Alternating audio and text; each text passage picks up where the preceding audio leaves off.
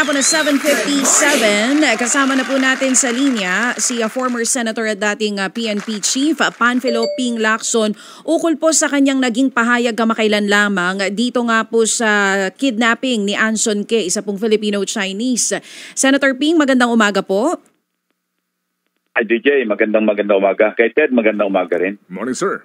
Good morning po, sir. Thank you for being on the show. Sir, nito nga lang pong nakaraan sinabi niyo po no, na mahalaga na ma-recover po ang ransom money para po sa kasong ito. Paano po ito nakakaapekto yung public trust sa law enforcement po natin? Hindi kumpleto, di ba? Pagka nasolve mo yung kaso, may arrested kang suspect, pagkatapos wala ka ba recover, parang meron pagdududa pa rin, at least sa isipan, ng pamilya ng biktima, pati na rin sa Filipino-Chinese community particularly. Kasi siyempre nahirati na rin sila pagka may mga ganyan, at least maski portion man lang ng ransom money na pinayad, ma-recover. Pero as we speak, alam ko naman na nagtatrabaho na yung Anti-Money Laundering Council tungkol dito. Kasi hindi na to yung dati yung traditional na dead drop, alam mo yung bibigyan ng instruction, ilagay mo dyan, tapos iiwanan, tapos pipick upin. Hindi na ngayon kasi medyo sophisticated. Lalo pa nga nung nagpuntahan dito mga dayuhan na yung sa Pogo operation na kung saan, e-wallet na ang nagiging means ng pagbabayad ng ransom. Oo. Pero sir, yun nga po sa inyo na nanggaling, hindi nakagaya yung bayaran ng ransom sa nangyari ngayon. Dito po, sa inyong karanasan bilang PNP chief noon, gaano po kahirap i-trace yung ransom money, lalo pa ngayon po na cryptocurrency na yung ginamit? Ano po dapat ang gawin dito ng AMLAC tsaka ng PNP? Mas madali ngayon kasi may paper trail. Kasi ang alam ko ngayon, na-establish na nila kung kaninong e-wallet account pumasok yung transactions At least 20 transactions yun, sunod-sunod. Even noong patay na pala yung biktima, tuloy pa rin yung meron pa rin parang at least 2 transaction na kumpleto na nagawa So, establish nila yon. I think pinupursun na nila yung lead na yon. Kaya dapat lang tahiin nila dahil ang pagkakaintindi ko, pagkaalam ko, base doon sa mga nabasa ko na report, hindi nagre-reconcile yung sworn statement ng suspect tungkol sa kung sino kung saan dumaan yung ransom payment o kaya yung mastermind at saka yung account noong pinasukan naman ng mga transactions. So kailan tahiin nila yon, kung hindi baka ma-dismiss on technicality, sayang yung kaso. Oo, sabi nyo nga po mas madali. Nung po bang panahon nyo, Senator, gaano katagal bago nyo matrace kung gaano po kahirap bago matrace yung pagbalik po ng ransom money? Sa amin, maraming kaso nun, hindi na namin pinapaabot ng ransom payment Kasi bago pala mag-ransom payment, na-establish na namin yung lead at saka na-establish na namin yung lokasyon. Kasi importante itong isang pagkakamali. Ayoko nang dagdagan yung pagluluksa ng pamilya. Pero ang isang pagkakamali, alam ko nung una, meron silang cooperation sa pulis. Pero after mga few days, nawala na yung cooperation. So ligaw na yung pulis ngayon.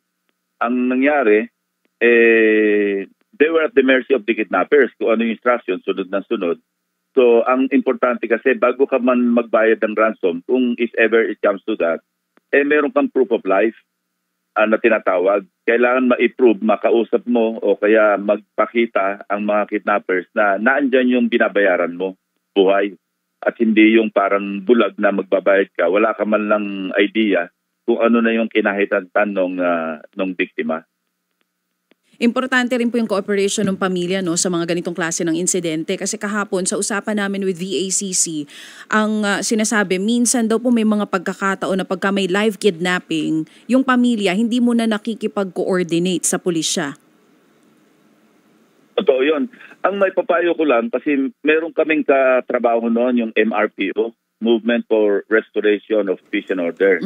Ito noon, pinangunahan ni Teresita Amsi. Napakalaki ng tulong na ginagawa nila para sila yung nag-bridge o sila yung nagtutuloy sa amin o nagtutuloy ng pamilya sa amin and vice versa. At ngayon, buo na yung lumawak na yung organisasyon na yun Ang karamihan ng mga miyembro doon, mga dating biktima ng kidnapping. at sila, maski hindi pa na-i-cooperate sa pulis, through them, nagbibigay sila ng kanilang sariling experience. So sabihin natin may expertise sila for lack of a better word, kung paano makipag-deal sa mga kidnappers. At sila rin, may mga contact na sila kung sino yung tamang unit o tamang individual na policeman na pwede lang itawid yung pamilya ng biktima para mag-coordinate.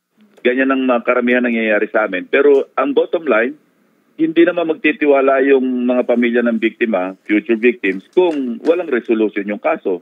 So napaka-importante yung trust and confidence na ma-establish. At kasama sa pagbubuo, pagkumpleto ng trust and confidence na yon, na yung ransom money maibalik sa pamilya kung naibayad man ito, kung hindi man buo, at least yung malaking bahagi nito. Kasi may arrested kang suspects eh. So parang mahirap isipin na arestado yung mga suspects, umamin naman sila. At napakaliwanag na mga ebidensya. May DNA, tapos may mga personal effects. Bakit nasaan yung ransom money? Pwede nga sabihin na of course wala pa dahil alam ko tinatrabaho na ng AMLC yan. Opo, pero Senator Ping, hindi po ba yung trust na binabanggit nyo sa panig po ng mga pamilya ng biktima dito para makipagtulungan sa pulisya ay ayon din sa tiwala nila mismo sa pulis? Kasi di ba ang kwento-kwentuhan nga, yung iba nag-aalangan kasi baka may kasabwat na pulis.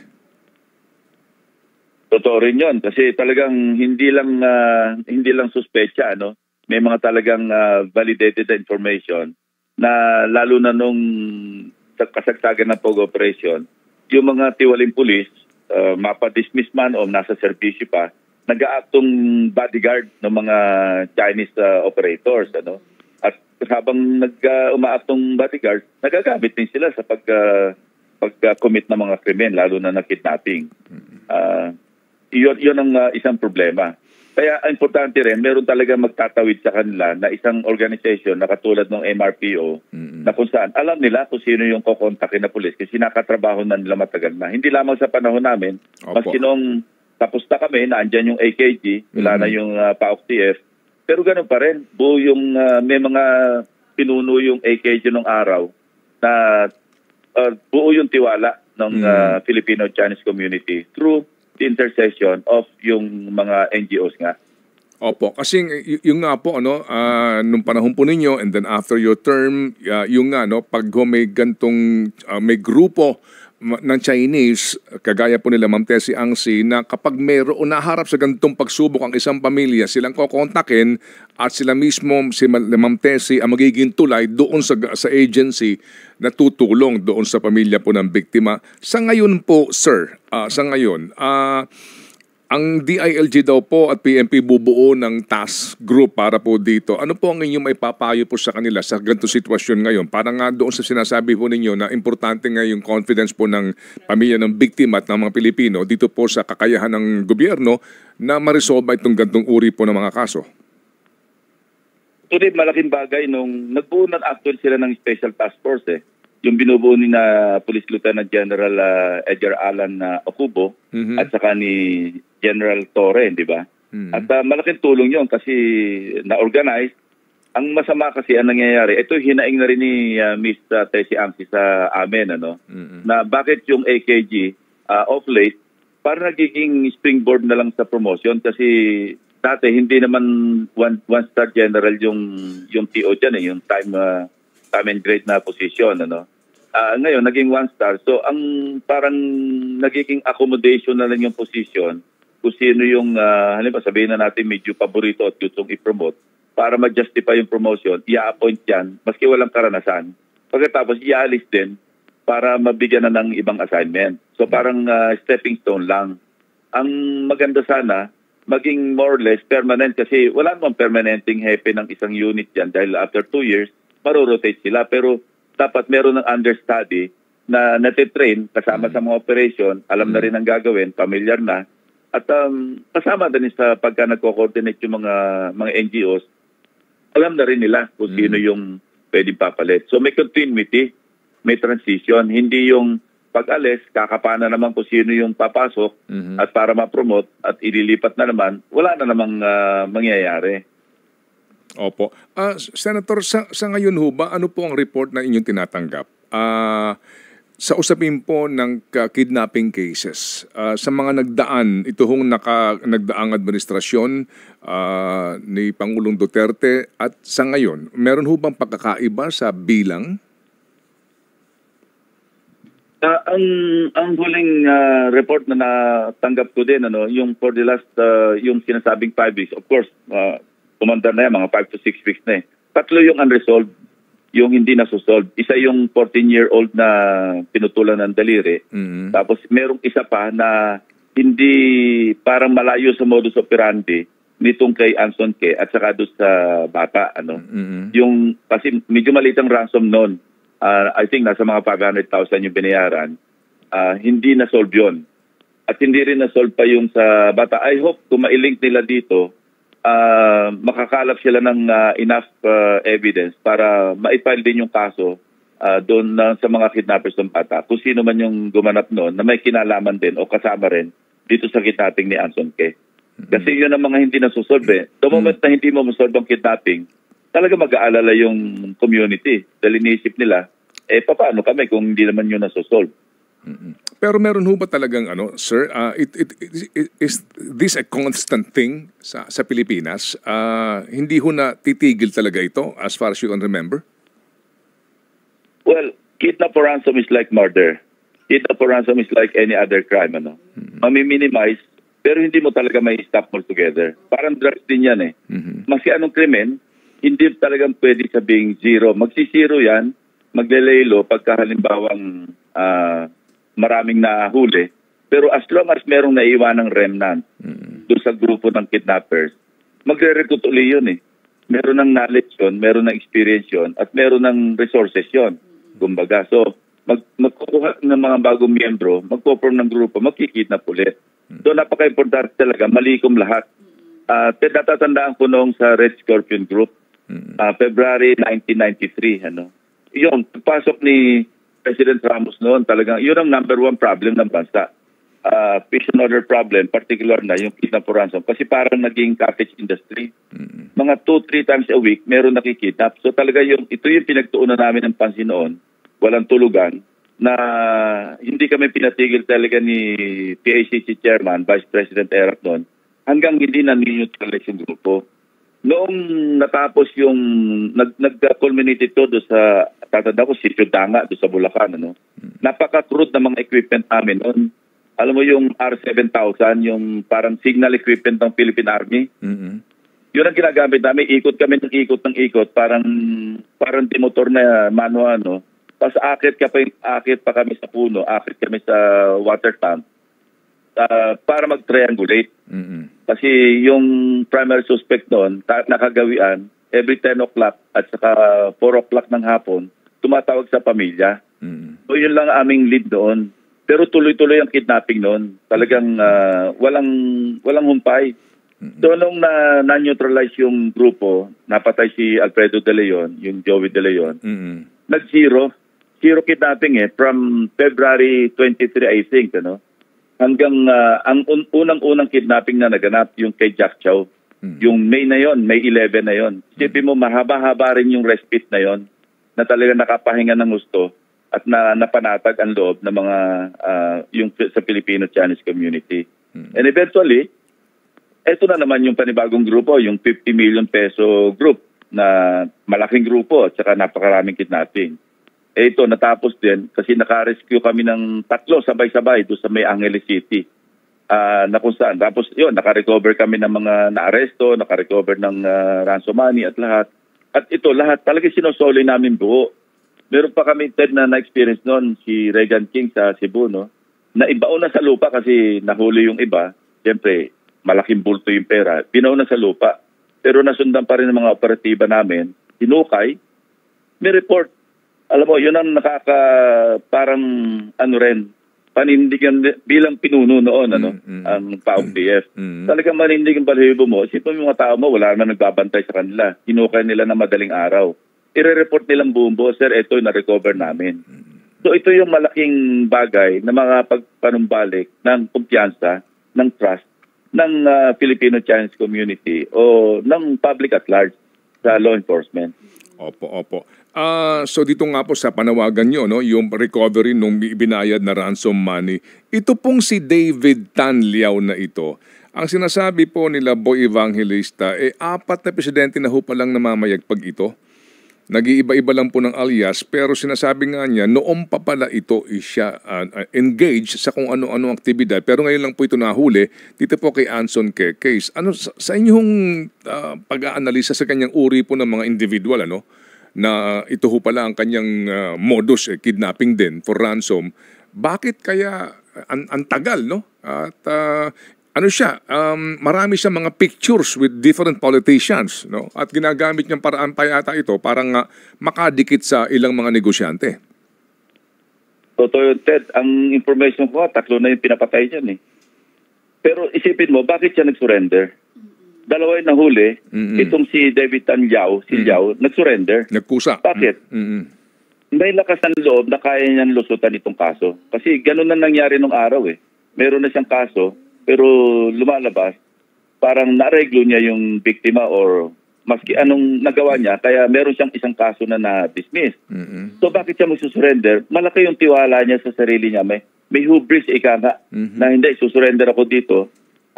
Meron siyang ginawang dahilan yung buhay niya. Pero Ted, alam ko meron siyang 2 anak na pinapangalagaan niya na baka madamay o kaya masira yung reputation. Na ano, hindi lang ako at liberty to divulge kung ano yung background. Pero merong ganon. Yung anak nito nasa Pilipinas? Yes. Opo. So dito ho ngayon, importante nga na yung kaso ay airtight at hindi na ito makapagpiyansa pa at good luck na lang siguro sa haba ng kaso nito. Talagang non-bailable yung kidnap for ransom, lalo yan, patay si Anton Ke, no? Yun lang, yung technicality. Kasi ang sinabi nga ng PNP, naka-recover sila na yung DNA na-establish nila na talagang nandun, at least yung driver, ano, si Pabilio.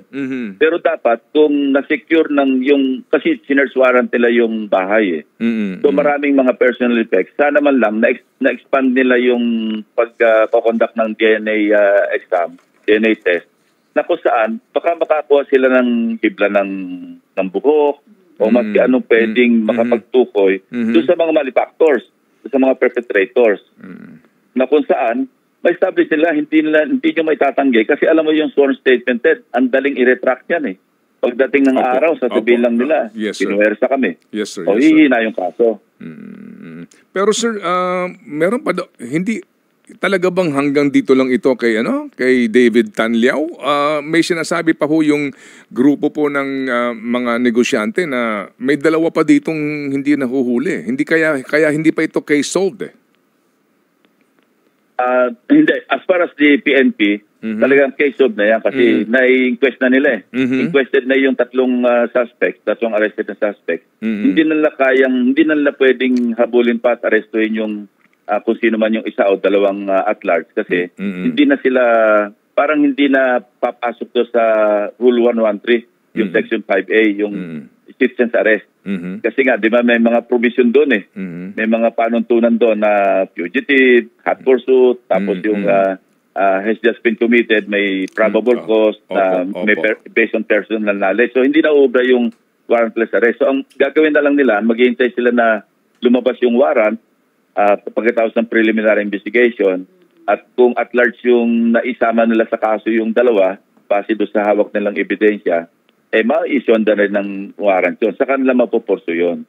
Pero yun, may idea naman tayo kung sino yung tinutukoy ng PNP pero hindi na muna ngayon dahil meron silang lead na pinuporso rito. Okay, sige po. So sir, sa ngayon ano po ang inyong assessment sa kasalukuyan pong pamunuan ng PNP, DILG, with the way they handle all of these cases ngayon, bilang dati pong Chief PNP and isa pong veteranong senador? Maganda yung tugon nila, no? Kasi agad-agad nag-form sila ng special task force at saka high level, ano? At saka yung si General Ocubo, tao ko dati sa PAOK-TF yun eh. Maalam yun. Meron siyang operator yun eh. Sila yung under ni General Magalong noon na kung saan sila yung nagre-rescue ng mga kidnap victims. And ako, I can vouch for his competence at saka yung kanyang integridad, ano, kasi dati ko ring tauhan niya noon. Ngayon, Lieutenant General na nga. Kaya lang, siyempre, task force, ad hoc yan Meron na tayong AKG. Sana magtalaga sila ng isang head ng AKG na more or less permanente at saka i-background check nila, i-record check nila, ano yung experience ng tao na ilalagay nila dyan. Kasi unang-una, hindi lamang yung tapang, hindi lamang yung competence. Importante ito yung integridad Kasi may mga report pa kami natatanggap from, of course, from the previous victims ng families ano. May na-recover, hindi binabalik parang misappropriate nila May narinig ako parang mayroong 4 million noon na na-recover, hindi na sinoli sa pamilya. Paano magtitiwala naman yung Chinese? Kami nga hindi naman sa pagmamalaki. Ino-operan pa nga kami na reward, tinatanggihan namin Kaya napaka-importante talaga yung tiwala. Paano mo makukuha yung tiwala? Hindi sa the usual relief service, the usual press briefing. Hindi yan Action ang kailangan dyan, Ted, DJ, Chacha. Yung hindi po nagsauli, ngayon po yan, ngayong Marcos administration? Hindi ko lang alam yung timeline, yung period. Pero merong insidenteng ganon. Alam pa nung nag-report kung magkano. 4 million pesos yung na-recover. Wala na, hindi na sinuli. Binulsa na, pinarte-parte na. Paano naman yan? Sige po. So tiwala, ito Senator, ang PNP naglabas ng kanilang press release, bumababa ang index crime, at magandang kanilang accomplishment, etc. Sa kabilang banda naman, ito parang dati rin, Senator, araw-araw itong bali ito. Yung Koreanong binarel, patay, sinaksak na nagmamasada lamang po ng motorsiklo, etc. Ito hong krimen na reported ngayon na nababalita. Ano po inyong maipapayo po sa pambansang pulisya? How do they manage this issue? Na sa gitna ng kanilang press release, marami po ang nagsasabi nga ngayon na mukhang, alam niyo na, yung pangamba sa paglubha umano ng kriminalidad. Yung facts and figures, yung mga crime statistics, mahirap dayain yun. Hindi magdala yung figures kasi hindi naman ito overnight ginagawa Kasi may mga daily report. Pag sinabi naman nating index crimes, ito yung crimes against persons and properties, hindi ba? Ito yung talaga nagmamatter sa peace and order. All others, yung mga non-index, hindi naman sa not counted, pero hindi ito yung parang may impact sa peace and order situation. So, hindi pwedeng tukturin yon. So, naniniwala ako sa PNP na pag sinabi nilang bumababa yung index crime, yung crime rate, totoo yon. Ang problema, yung mga high profile na mga kaso, ito yung nagkikreate ng perception, rightly or wrongly, ito yung bumabandera. So, ang nagiging perception ng tao, lumalala yung peace and order situation, which is not the case.